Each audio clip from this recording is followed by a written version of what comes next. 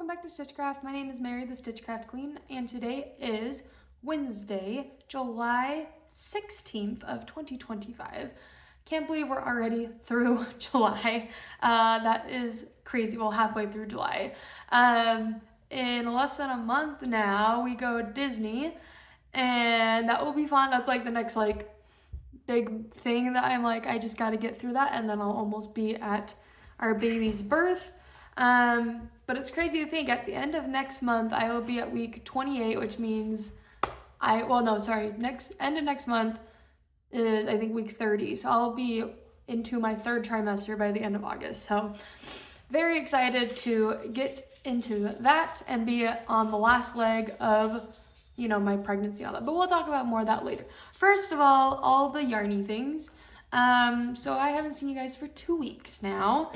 And that is because last week we were preparing to go to my husband's big work trip. They call it AGM. So we went and did that in Florida. Super fun. There wasn't as much to do around the hotel and the resort as there was when we went to Mexico. So I actually got quite a bit of knitting done. Unlike the last time where I kind of just did, I think it was the sock cuffs and part of the legs, and that was it. But anyways, so I only have technically two projects, but I'm counting it all as one project. But it is our matching musselburgh hats. And so this is my husband's, which is the one I was working on first. And so this is where I was 2 weeks ago. So I finished the body. It was about 3 to 4 inches of the main color. And this main color is the Flamin' Hot Cheetos color from Mountain Top Yarn, I want to say. It's in the Ravelry project page. And then the brim, I did all 6 inches of the brim, and this brim is so soft. I don't know, it's not a different type of yarn. It's all the same, 75%, superwash merino, and then 25% nylon, but this one's so soft. But anyways, it's a red, just a standard red. I forgot the exact name of it, but it is from Malabrigo yarn, and it is I want to say it's their ultimate sock yarn. Yeah, it is, because their sock yarn doesn't have nylon in it for some reason. But yeah, so I finished the brim, and then I switched back to the main color, which I just did. Yeah, I barely did one row. You can barely even see it on there. But I just did one little row of stitches, and then that was it. So I did all of this before AGM. And I was worried that I would run out of knitting because it's going a lot faster, or was going a lot faster than I had originally thought. My husband has he calls it a big head. I mean, he does have a bigger head than most people. So this means that most beanies do not fit his head. The one size fit all beanies that are sold places, typically they're really tight on his head. So we went ahead, I measured, and we're doing the largest size. This is the adult extra large. And it has about 44 more stitches per row. I think it's 40 stitches per row, more than the adult medium. So, I mean, if you can imagine doing even 1 inch, which is 10 rows, that's an additional almost 400 stitches. So that's a lot of extra stitches, a lot of extra time, but it went by a lot faster than I had thought. So yeah, this one, hopefully we will wrap up this week. I will talk about that a little bit more in just a second. But that was the first one. And then the one that I brought to AGM was mine, because little Celeste's hat is all done. I started all the way down here. It's at this very first stitch marker right here too. I did all 6 inches for the body of the hat. And then I did about 3.5 of the brim. And this was over the course of 2 days. So I did 2.5 inches at home yesterday, basically. And then I did up to this. So that was 7 inches in, I think it was 3 days. Thursday, Friday, Saturday, Sunday. Okay, I guess it was 4 days, but I didn't knit a lot on all of them. I mainly knitted. Baby, what are you doing? Sorry, Baby has a stomach bug, so I want to make sure she's not throwing up or doing anything anywhere that she's not supposed to. So, you okay? She was just in her kennel scratching at something, I guess. Anyways, so that was like that was 2 inches over a day, which is pretty good. Yeah, my husband had like these long meetings, like 3-hour meetings almost every day. That's how they, I'll wait for them to go downstairs, but that's how they, are able to write it off as a business expense, this big trip that they take us all on, is by taking them and having them do meetings. So he had some meetings every morning, and during that time, unlike in Mexico where they had like fun art classes you could go take, there really wasn't much to do. The pool wasn't super open at the time. Like, they were just beginning to open it during these classes, and I didn't really want to go to the pool by myself with his, coworker families and stuff. So I just stayed in the room and knitted. But we had a beautiful view out our window, so I would just open the door up, feel the nice, the nice tropical breeze coming in. Reminded me a lot of my days in Hawaii, which I always miss dearly. And then I just put on a show and knitted, and it was awesome. And so, yeah, that's what I did and how I got this much done. But yeah, so I'm hoping this week, number one is finish the brim and then get back onto the main color on this one. And then I will switch back over to my husband's and finish this one up, or at least get it to where it's on the DPNs. Once this one's on the DPNs, I will probably finish the body on this one. And then all that's left will be decreases. Again, I will be doing my husband's first just because it takes longer, and I know myself and I get tired of things like this really quickly, so I want to get his done first, and then I will do mine, and then we will have all 3 of our matching hats. And here's little Cece's. Hers we did just totally inside outside.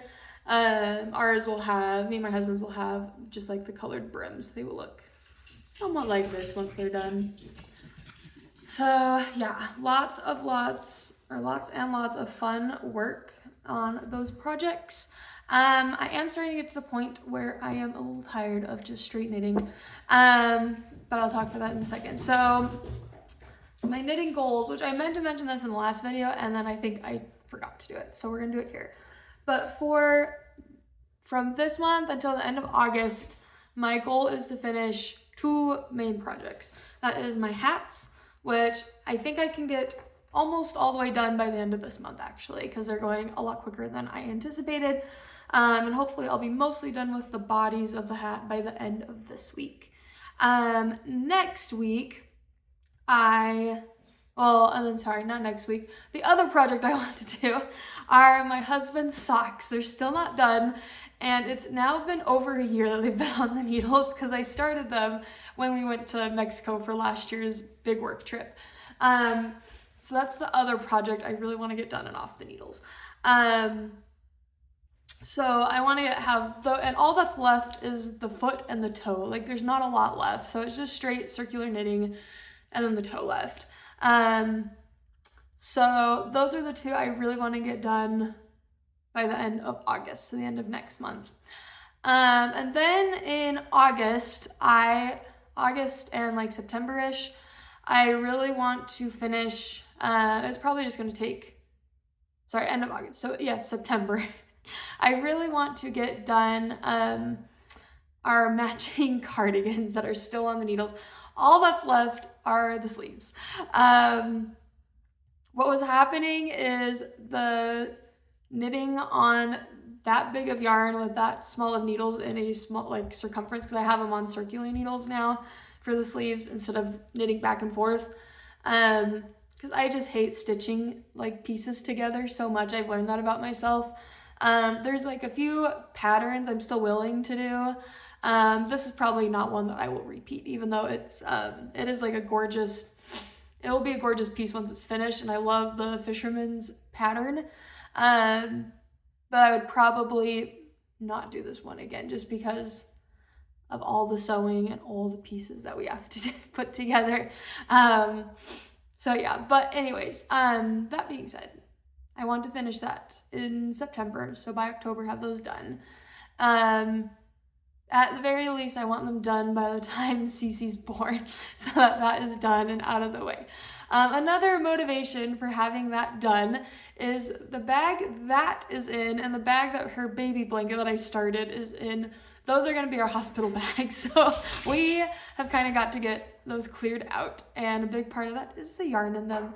That's the other project I want to have done by the end of September is Cece's blanket. That one's crocheted. It's already like a quarter of the way done because it's with huge chunky yarn, super easy. It's just gonna be something soft for her to grab. Obviously, we don't use them with babies in the crib, but it'll be something soft for her to grab onto. And it's super washable if I remember right, so we can throw it in the washer if she spits up on it. And I honestly don't really care if it gets felted because it will be specifically for her, so I'm okay with throwing it in the washer. So those are kind of the main focus for the next few months.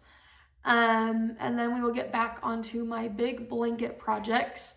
I think that's all of the projects that I have on the needles are, right, I have the 3 blankets, socks. Oh yeah, sorry, it's 4 blankets because I have my Beatles one that I always forget about.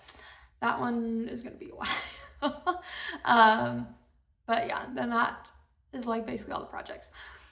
Once I'm done with those, my next kind of main focus is to make some little cardigans for little Cece, little Celeste, our baby.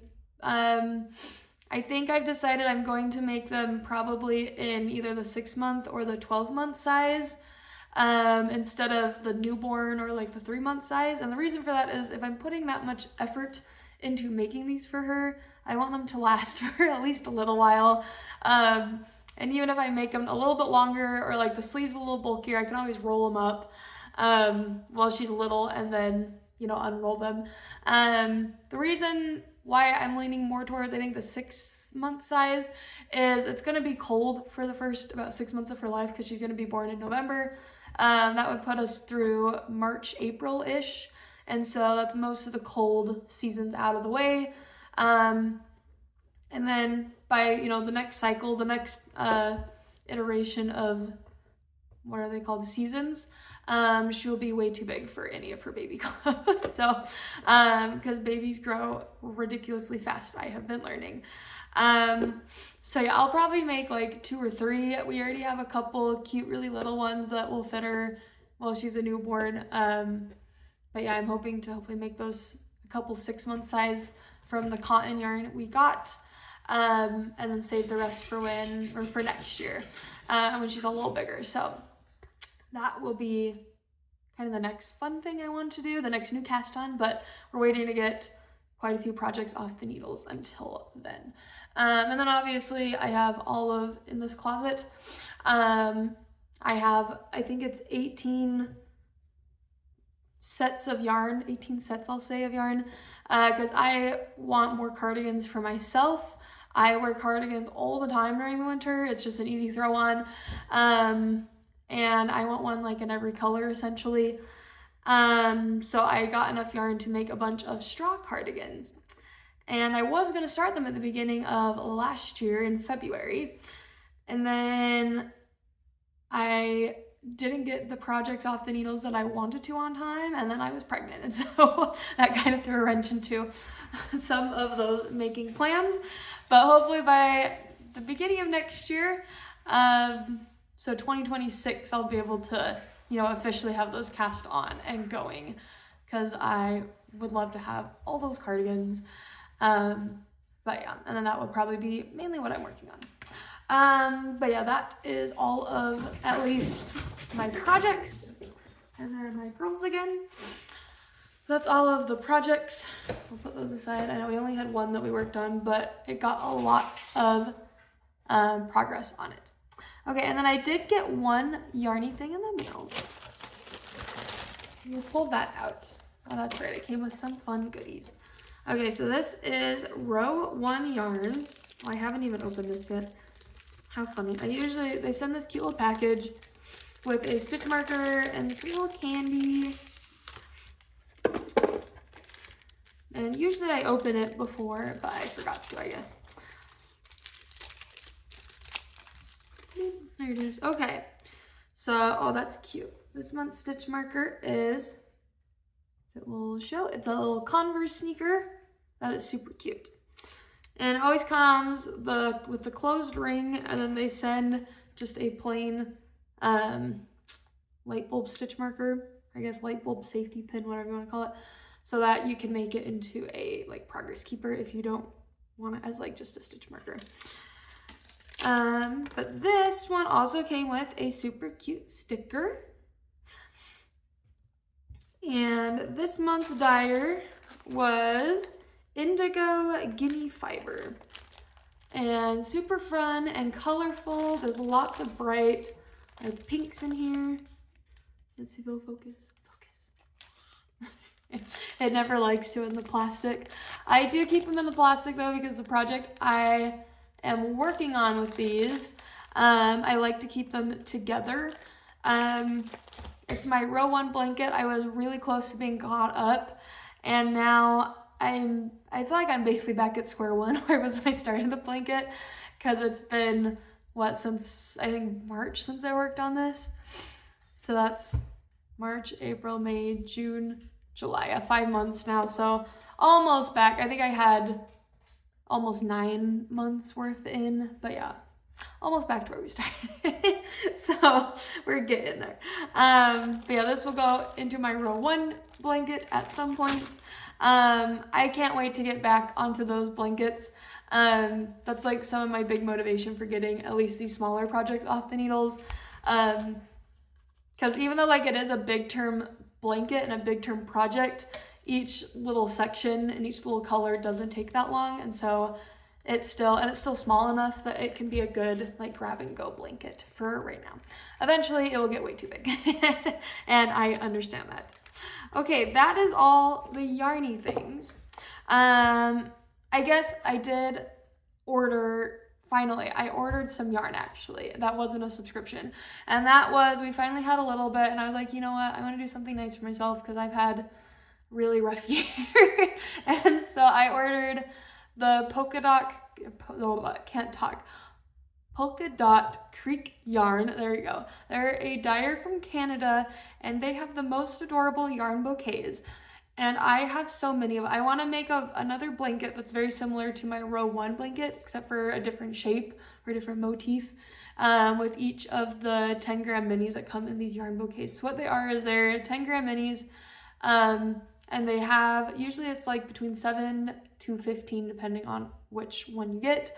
I think usually it's around 10 because they want to keep it about 100 grams or whatever, but they usually are themed around the time of year. So the last one I did not get, of course, was the Irish one for St. Patrick's Day, which made me really sad, but they still had it in their shop, so I got that one. And then it looked like there was only 2 others that have been released since then. Besides, they did have like a really big one for like, it was like $150. I'm like, okay, I can't do that.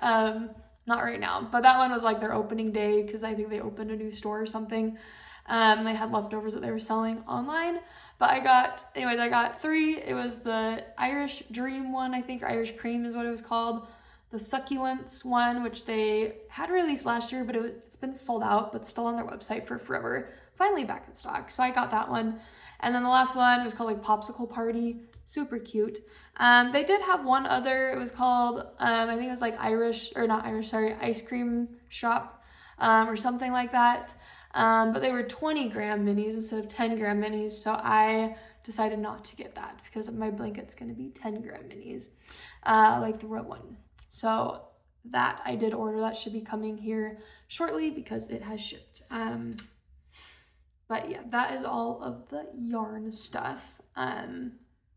Yeah, I have been very proud of myself though for not buying any of the yarn. I think a big help with that too is I've been taken off Instagram. Well, I took myself off Instagram, and that helped me kind of get out of the, FOMO buy everything mindset, which is really good. Now we're more into the use it up and wear it out mindset because we have plenty. But yeah, and we have a baby on the way, obviously, and so she kind of takes precedence over a lot of other things. Yeah, we can talk, let's do pregnancy stuff next, because there's been quite a bit that's happened since I last saw you guys. we had, I don't remember if I mentioned this in the last one, but we had an ultrasound on, it was the 2nd, and that went really well. They said that everything looked perfect. It was really fun to see baby girl. Yeah, she's doing great. And then still, she's just like moving all over the place. She's very active. I feel her kicking all the time now. This morning, she was having a little party in my belly. So good for her. I'm glad that she's getting that muscle developed. But sometimes it can still be really weird. And it's still like, oh yeah, there's a baby inside me.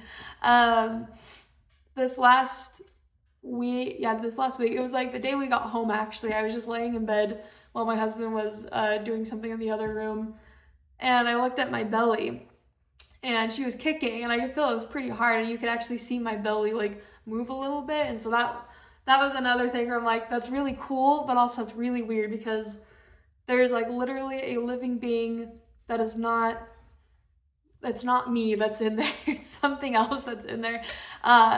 It's weird because it's kind of like, it's a little alien essentially. That's what my body, apparently, because it's been so sick, thinks of, is there's a little alien inside me. But no, it's my baby growing, taking her time. She's just cooking in there. But yeah, like it's great feeling, and I love it. And I love that, like, if I'm worried, I'm like, okay, I just need to feel her move, and then I know she's okay, and just have to wait a little bit, and then you're like, okay, the baby's okay now. It's not like a constant worry of, oh no, like, am I gonna see blood when I go to the bathroom? Is there gonna be, X, Y, and Z when this happens? Or like, there's so many things that can go wrong with the pregnancy, and you're just worrying all the time. And so it is really nice to be at the point where it's like, okay, I can feel her moving still. She's okay. Like, I don't have to be that worried about her.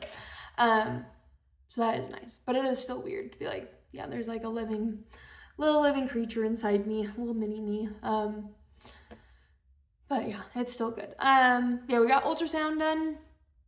And then the week after that, which was last week, last Wednesday was crazy. I had to clean the whole house, and then we had the echo, and then, the fetal echo. And then we had, I had all the rest of, the vacation prep that you do around the house. But we got that done. Anyways, but yes, last Wednesday we had the fetal echocardiogram, which is essentially just an ultrasound, but they do it only of your baby's heart. Really, really awesome. The doctor said, hey, your baby's heart is looking fine for where it's at. I learned a lot about babies' hearts when they develop, actually. So what happens is the baby's heart actually has two, technically they're holes, but really they'll close up to be like valves, essentially, or like little flaps. But when the baby is in your body, technically my heart and the placenta is doing all the work. My heart's pumping for 2. The placenta is like supplying the blood to the baby. So yes, the baby's heart does still pump, but it doesn't have to do all of the oxygen exchange that my heart has to do with my lungs. A lot of that development happens once the baby comes out of the mom, actually, in the first little bit of life, which is really cool. All the organs are properly developed and stuff at that point, or there's doctors on standby in case they're not, to help with that.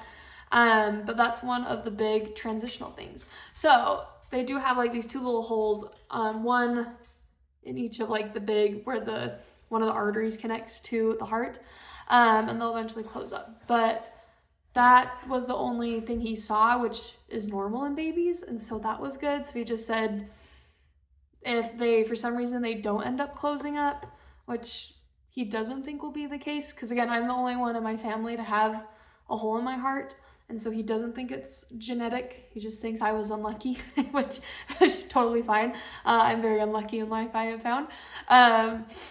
But if they do, her pediatrician would be able to detect it as a heart murmur, and then we could get her in to get fixed. So he said it's very, he doesn't want me to be worried about it, essentially. But really cool. The fetal echocardiogram doctor, which we went to Primary Children's, because children's hearts are a little bit different, a little bit smaller than adult hearts, so you go to a different set of doctors for them.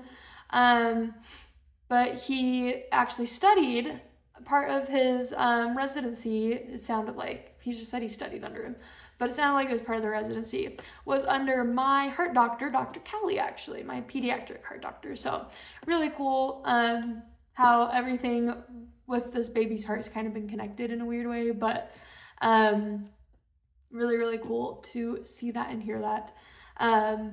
And to still hear that Dr. Kelly is an amazing doctor and doing great things for, children's heart health. So we love to hear that. Those are kind of the big things with baby that happened. Our next OB appointment is on Monday, and that one is technically our last monthly appointment, because once you hit 28 weeks, which I will be at the next OBGYN appointment, it literally happens week 28, it will be time to come every other week. So every 2 weeks we get to make our trek into Salt Lake City to the University Hospital. But yeah, so I'm excited because those appointments, like, you feel like they're really spaced out, but once you when you go, it helps kind of, at least in my brain, it helps the time fly by faster and be like, okay, we have another one, and then we have another one. And it's nice to be able to, make sure baby's doing okay and just have that reassurance. And then, get medical assistance if you need it, especially because, oh my, the symptoms. But yeah, so that's kind of baby's doctor's appointments. Pregnancy symptoms and stuff. All the aches and pains. There is a hormone that is released into your body called relaxin when you are pregnant. And it does essentially what it sounds like.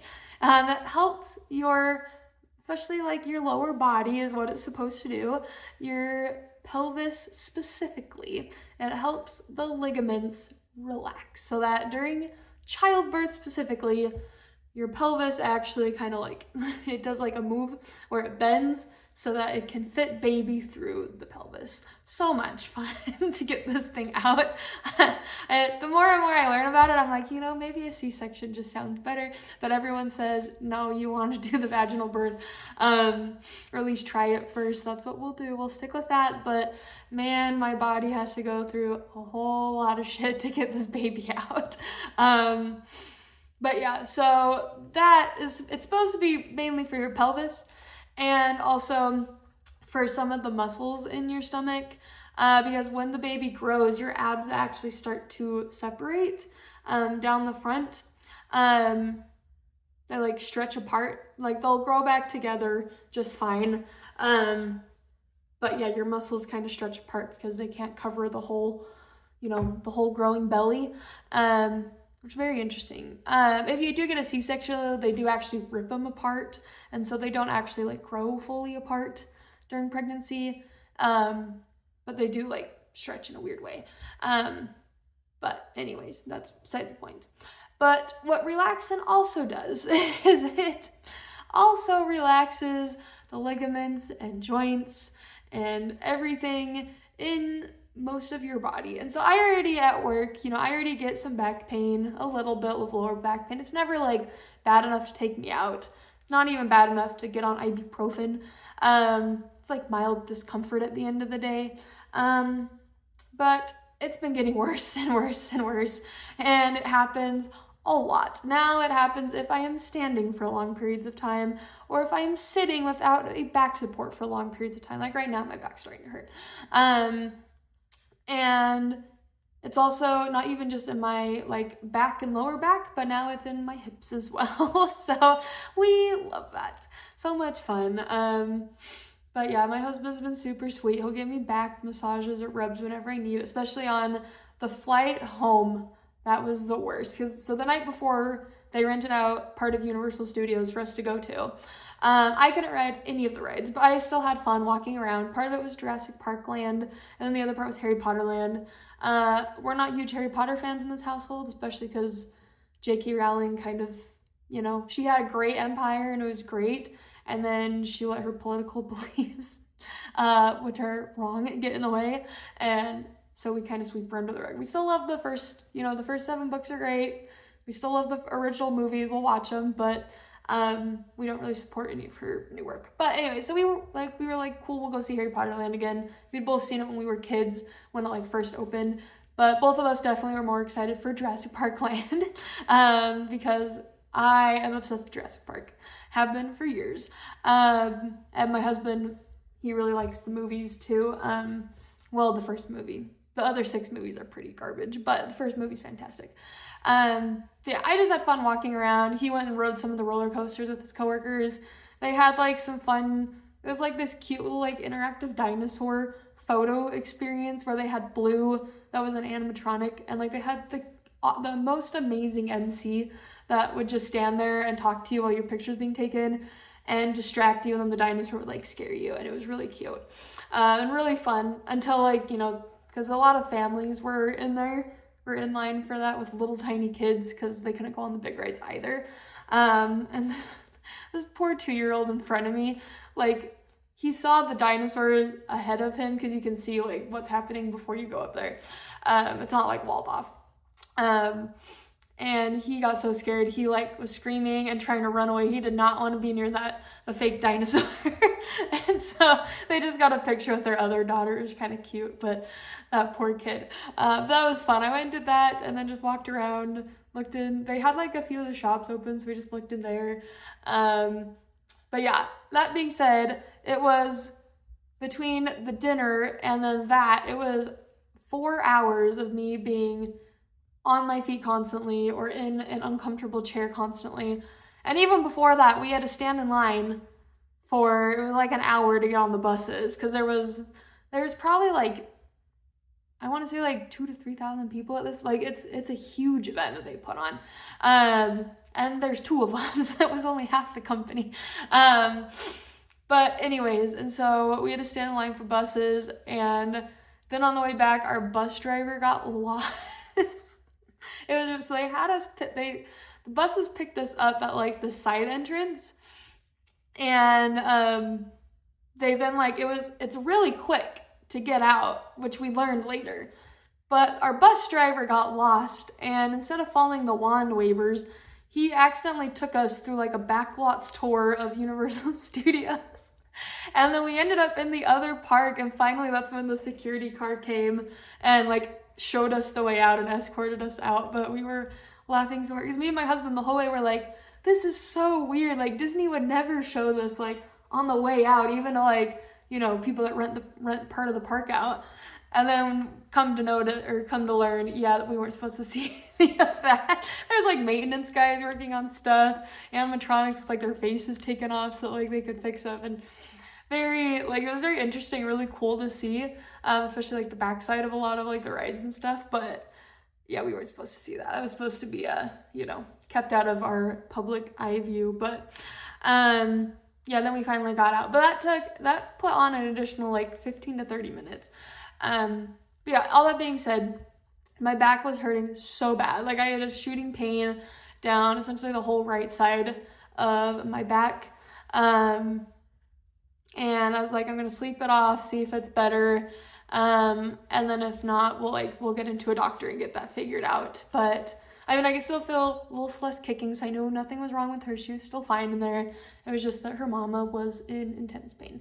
But yeah, then we had the airplane ride the next day, which was 4.5 hours. I think it was 4 hours of flight time, but with boarding and everything, it was 4.5 to 5 hours of sitting in those uncomfortable plane seats. And I'm the type of person, I don't like reclining my seat on a plane, even if it means my comfort, because I know how I feel when people in front of me recline their seat, and I hate it. So I didn't do that, but my husband was super nice, and he just, every like hour, I'd be like, right here, and he would rub my back for me to help, and it helped a lot to get some of that tension out and make me feel better. So thank you, hubby, for doing that. But yeah, the back's been feeling better until yesterday at work. I'm learning if I push myself too hard at work, it hurts, obviously. I can't do what I used to, where I do, 8 big dogs a day. I did 4 big dogs yesterday, and my goodness, that was rough and a lot. Given the last dog was a lot of work. He was trying to jump on me, had to keep like holding him on the table, and he was in rough shape when he came in. But we got all that undercoat out of him, and he's feeling better now. That's for sure. But yeah, that was rough yesterday. But now we're feeling pretty good. But yeah, generally, if my back's hurting, I just go sit on my cozy pillow tower in my room, or in the bedroom. I'll stack all the pillows because I have like 4 pillows now to keep one to support my tummy when I sleep, because that's getting really big and heavy when I sleep and it pulls weird. So the pillow helps, and then one for my legs, because you need one for those legs, man, when you're pregnant. And then I have 2 for my head, and so I stack them all up during the day, sit on the bed, and it's having that nice cushy back really helps my back feel better. Hi, I know. You'd be saying hello. So yeah, but that's like been, I think, the biggest symptom. Oh, that's not to mention the heartburn. Heartburn is terrible when you're pregnant. So another thing relaxin does is a lovely hormone called relaxin. Well, I guess there's 2 factors to this. So number 1, your stomach. It usually sits upright, but when you become pregnant and the baby squishes everything upwards, your stomach actually rotates. And so if the esophagus is like connected here, usually you have this whole vat right here that like holds all your stomach acid and all your food. But then when you become pregnant, it rotates. So it's like half the space, if that. Off, baby. Thank you. I'll cuddle with you in a second. So anyways, it's like, so that's one thing, is your stomach is like on its sides. There's not as much room for like the food to stay in, at least like without starting to come back up or whatever. And then second is relaxin. It actually also relaxes the little flap that's that's at the bottom of your esophagus that keeps the stomach acid in. And so that's why heartburn's a big problem with pregnant people, is because of those 2 things. Stomach acid and whatever else is able to get up a lot more easily, especially later on in the pregnancies. So heartburn sucks. Luckily, there's this magical thing called Tums, which is pregnancy safe. As long as, your doctor says you can take it. Obviously, don't go taking it because I told you to, but my doctor said it is safe to take. So we love that. Tums is great. But yeah, so there's that. There's been the back pain, still throwing up. I've thrown up every morning except for yesterday and today for the last like 2 weeks in a row. Before we left, I threw up food twice, which was not fun. Very discouraging when that happens. And it just hurts because I'm already throwing up every morning. So, my esophagus, there's no way it's in good shape. But yeah, it felt better. It didn't feel better. It felt terrible to throw up food again.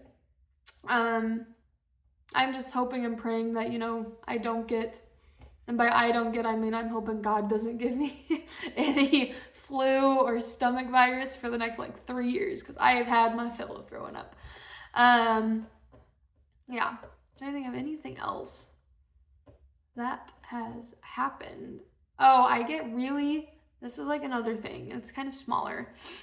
But when you're pregnant, you produce about 30 to 50% more blood than usual, and you're circulating all that. And a lot of that is because, you're also giving blood to your baby, and you have a whole placenta, a new organ that you have to take care of, and all this stuff. And your stomach's growing, and you just have to circle nutrients faster to help accommodate your growing baby. But this means you get hotter temperature-wise because it's circulating faster. Which usually with me is never the case. I'm usually a very cold-blooded person, is what I say. I'm always cold. My husband always has to give me his jacket. He's very sweet about that. Always has to cuddle with me. Always has to make sure that I have plenty of blankets to sleep at night. That's why I love cardigans, is because, again, I get cold, and so I just throw a cardigan on and then I'm fine. And I come by this naturally. Both of my parents My dad didn't really experience it till he was older, but now that he's old, he's always bundled up. Even like sometimes in the summer months, you'll see him with a little beanie on. But it's weird because now at night, especially, I get super hot, and like I always have slept with socks on. The only time I have not slept with socks on is when I was in Hawaii, and that's because the temperature and the humidity made it really hot. I don't sleep with socks on anymore because it makes me too hot at night and it's weird. And I only sleep with one blanket. Usually that's like halfway covering my body. Because even a whole blanket is like, it's too much. And so it's weird being like this hot especially at night is when it tends to occur. At least the most for me. So kind of weird and kind of like, it's like a weird little thing, but that's another pregnancy symptom. Oh, my skin has started to itch a lot more. I think most of it has been from coming back from Florida because it's very humid there. And now coming back to the desert, essentially, it's very dry. And so already with pregnancy, you have drier skin naturally, especially because it's stretching in certain areas. And a lot of your like liquid and moisture is being directed towards other things such as the amniotic fluid, because that's important. Excuse me. But yeah, it's been a lot more itchy in especially my stomach area since we got home. So a lot more lotion. We've been using a lot more lotion for that. I think that is it. Yeah, that covers basically everything. Just tired. I'm starting to get to the point where my body is just tired all the time. It's not like first trimester where it feels like a train has hit you and you're just like, I need to sleep for 48 hours. Which for me, a lot of that was also the drugs I was on for my nausea made me just totally exhausted. But I know a lot of people also say that it just feels like a train hits you in that first trimester, even without the drugs, the nausea drugs, I should say. But yeah, I've just been like constantly just feeling like really tired. But yeah, I think that's all the pregnancy symptoms. So there's that.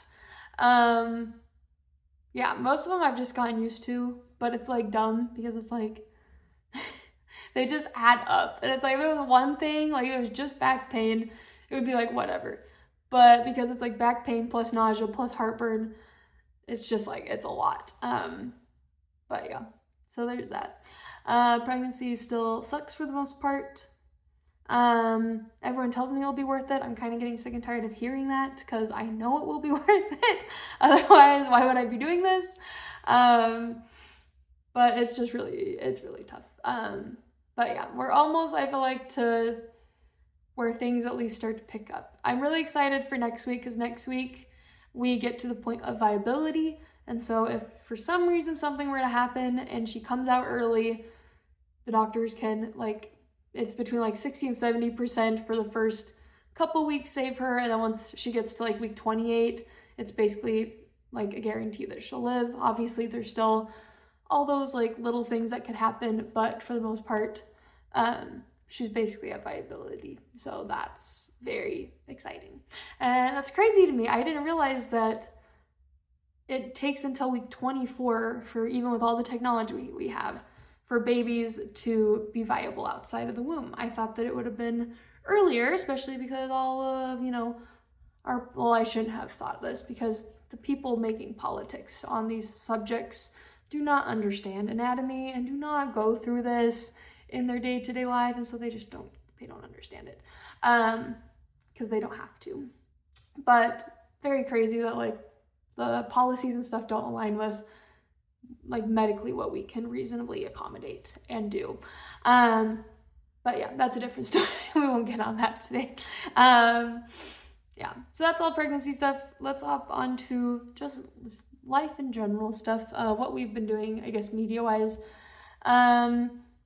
On the way back from Florida, I watched 2 movies on the plane. They were ones I've been wanting to watch for a while, so I was excited they had them.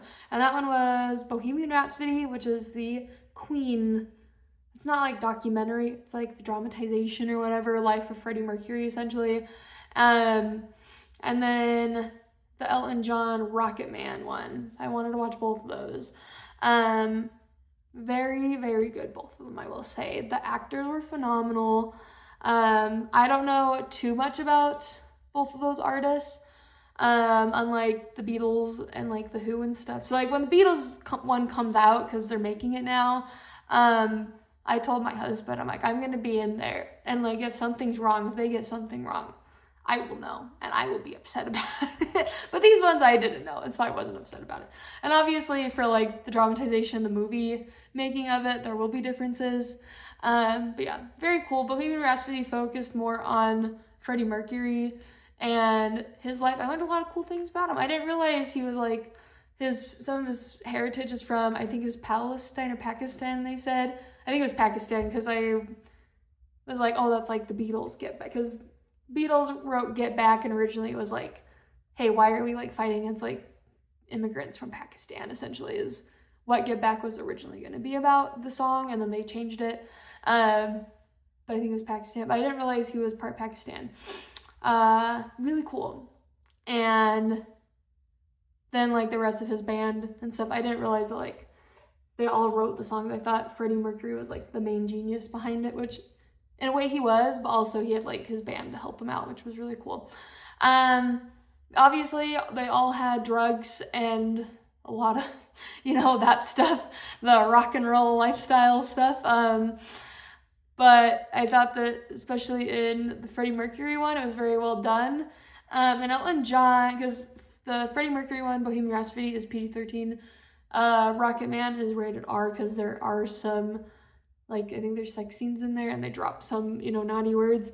When it was getting spicy, because I was on a plane, I would just skip 30 seconds, and that was all it needed to go back to not being as spicy. And I was fine with that. I'm like, I don't need to see that, whatever.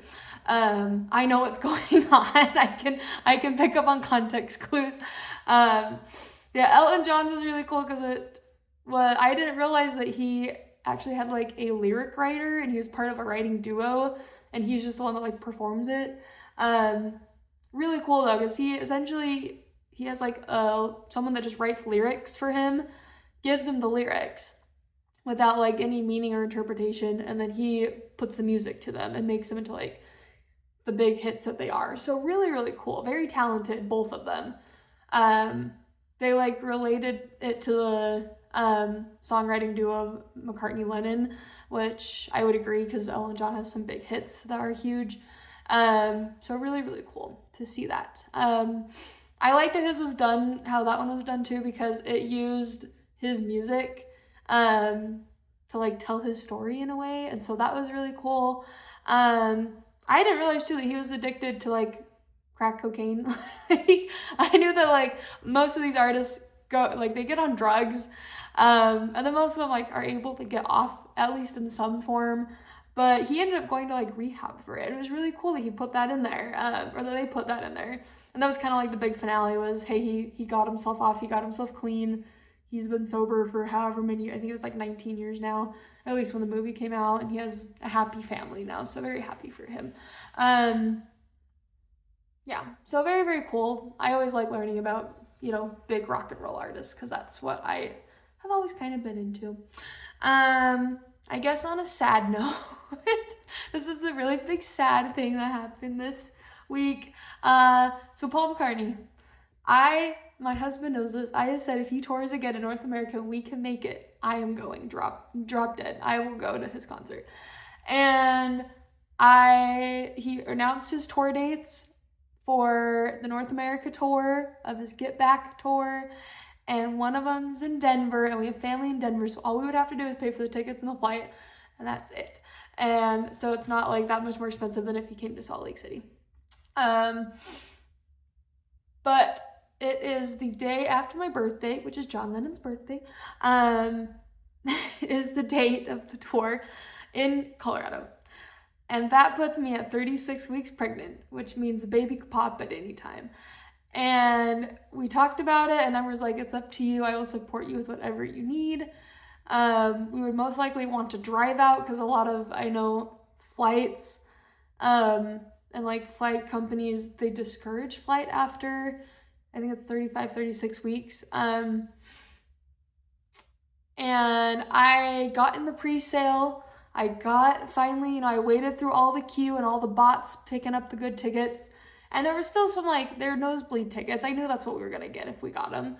And they were for a decent price. It wasn't totally out of the water. So I'm we should get them. But then I was I don't know. There was a feeling in the pit of my stomach to not get them. So we ended up we're not going to the Paul McCartney concert. And it's slowly going to eat inside. So I told them, I'm holding this over this baby. She owes me. She owes me tickets to the Paul McCartney concert because I am not going because of her. If it was, a week earlier, probably 100% I'd be going. If it was, if I didn't have a baby, I would spend so much money on this concert to get good tickets and to go. Because it's Paul McCartney. He's one of my absolute heroes in music. Literally, we ordered, this is the other thing I was going to talk about. My baby's nursery is almost done. And the last thing we ordered, because now her crib's here, the last thing we ordered is a sign I want above her crib. And it's lyrics from a Paul McCartney song. And it's the lullaby I'm going to sing her, which is Golden Slumbers. Technically, yes, it's by the Beatles, but he wrote it. And so anyways, he's my husband knows, celebrity crush of the ages. He's amazing. But yeah, this is the one thing I am not going to Paul McCartney concert for, and I'm really depressed about it. But we will get over it. But that is the really sad thing that happened this week. Yeah, he's going to Vegas too, but we looked at the tickets and they're way more expensive than the ones at Denver. And so yeah, now I'm kind of sad and depressed. But I'm mainly over it because I'm you know what? There's other things. I've already been to his concert, even though it was over 10 years ago now. It's crazy to think about. Because I still remember it was yesterday. And yeah, but there's other things in life.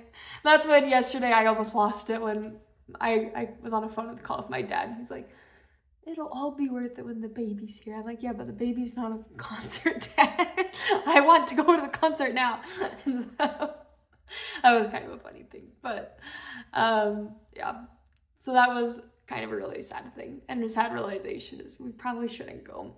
My husband even looked it up. He's everywhere online says you're fine as long as you're not right next to a speaker. And we would just probably want to drive instead of fly to be safe. But I just had a weird feeling in the pit of my stomach. And I'm I gotta listen to this because it's the health of a little human over Paul McCartney. And I told my husband, I'm if he dies and doesn't tour again, I'm gonna be so mad. Because he's up there, he's 80 something. He's in his, I think, mid to late 80s now. And he's still going strong, still touring, which is crazy. And his concerts are absolutely amazing. But yeah, that made me really depressed yesterday. I got over it really quickly, but it's still just a sad thing that comes up in my brain every once in a while. Let's see, other than that, media-wise, we have been watching Love Island. My husband's coworkers and friends specifically told him, you have to watch this if you're into reality TV. And we had kind of thought about it before because we had heard that the latest season was pretty good. We'd heard the earlier seasons were not that great, and so that's why we haven't really watched it up till now. But this last season, yeah, it's been pretty great. We're on episode 20, we're on 20 something. They just got back from Casa Amor and did the whole recoupling after that. That was crazy. I watched that last night. My husband started falling asleep because he likes to drift asleep to the TV that I watch. And I literally I had the remote, and when the big twist at the end came, I stabbed him with it. I'm you won't believe who he chose. Instead of this one, he chose her. And it was crazy. And he was he's where's the robber? Who do I need to kill? I'm no, it's Emmer, it's the TV, it's the drama. So that was kind of funny. But we've been having fun watching that. I can't believe how many episodes there are, because usually reality TV like this is only it's only an hour-ish, give or take. Or not an hour, sorry, an hour episodes, but they're sorry, I can't think, pregnancy brain. There's usually between 12, most 20 episodes of these series. And usually they get to 20 episodes because they do 2 reunions at the end. But crazy that there's 30 something episodes. We skip all the after suns, so we're just kind of breezing through that. But that has been kind of crazy. But yeah, real petty, you know, dumb drama of people being like, I'm here to find love, and they're clearly not. We love that. It's the greatest.